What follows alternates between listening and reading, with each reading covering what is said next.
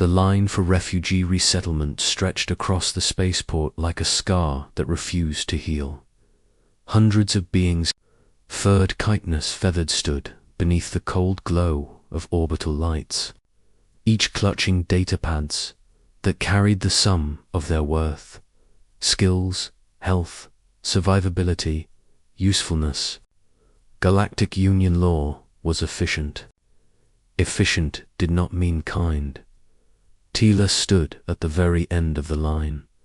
She was small for her species, a blue-skinned Ketheri girl with soft bioluminescent freckles along her cheeks.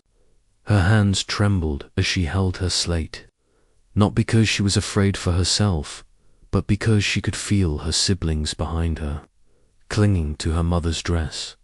8 of them, 8 hungry mouths, 8 pairs of eyes that watched the recruiters with a mixture of hope and dread. Her mother, Mara, stood straight despite exhaustion weighing on her like gravity. Once, she had been a scholar on Kether Prime. Once, she had lectured on xenolinguistics and interspecies ethics. Then, the war came. The Dominion burned their cities first. Union fleets arrived too late. Kether Prime fell in 6 hours, widowed, displaced, labeled high-dependency, rejected again, the recruiter at all. Insectoid Varaxian barely glanced at Mera's slate before his antennae drooped. 8 dependents, he clicked flatly. No sponsor will take that burden. Next. Tila's chest tightened. She stepped forward before she could stop herself. Nobody wanted my mum with 8 kids, she said, her voice trembling but loud enough to carry. They say we're too much. The line murmured. Some looked away. Others stared with pity. Mara placed a gentle hand on Tila's shoulder. It's all right, she whispered. We'll find another way. But there was no other way. Then a voice spoke from behind the line. Hey. It wasn't amplified. It wasn't commanding. It was human. I'll take them. The recruiter stiffened. This is a resettlement line, sir. Private adoption requires. I know the rules, the human said calmly as he stepped forward. He was older. Late 40s, maybe early 50s. Broad-shouldered, posture rigid in the way only soldiers ever learn. His hair was iron grey, his face lined with scars both old and new. One sleeve of his jacket hung empty, his left arm lost at the shoulder and replaced by a mechanical prosthetic resting against his back. The insignia on his chest made several nearby guards straighten unconsciously. Expeditionary Force. Veteran Class Omega.Maera blinked. Sir, you don't understand. There are 8 children. The human nodded once. I heard, we're refugees. No assets. No guarantees. I heard that too.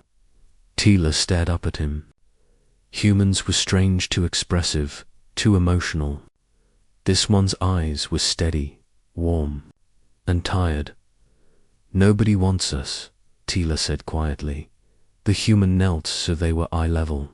I do. Silence fell like a dropped shield.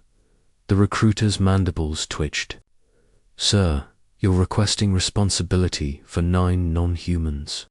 That includes education, housing, medical. I have land on New Avalon, the human interrupted. A farm.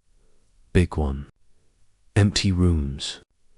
Quiet nights I don't need anymore. Mera's voice cracked. Why? The human didn't answer immediately. Instead, he looked at the children, at the smallest clutching Mera's hem, at the older ones trying to stand tall, at Tila shielding them with her body without even realizing it. I lost my family in the war, he said softly. The Dominion took them. My wife, my son, his jaw tightened. I fought for years after that because I didn't know how to stop.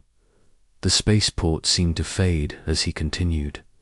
Then one day, a Cathari medic dragged me out of a burning dropship, stayed with me for 12 hours while orbital fire rained down. She sang to keep me conscious. She died 2 minutes after evacuation. Mara's eyes widened. She told me the humans said that family isn't who shares your blood. It's who refuses to let you fall alone. He looked at Mara directly. I've got room. I've got time. And I've got more love than silence these days. The recruiter hesitated, then slowly extended a datapad. You'll need to sign. The human signed without looking. Mara fell to her knees. No, he said quickly, kneeling as well. Don't, please. Tears streamed down her face, glowing faintly in the station lights. You don't know what this means. He smiled, a small, gentle thing.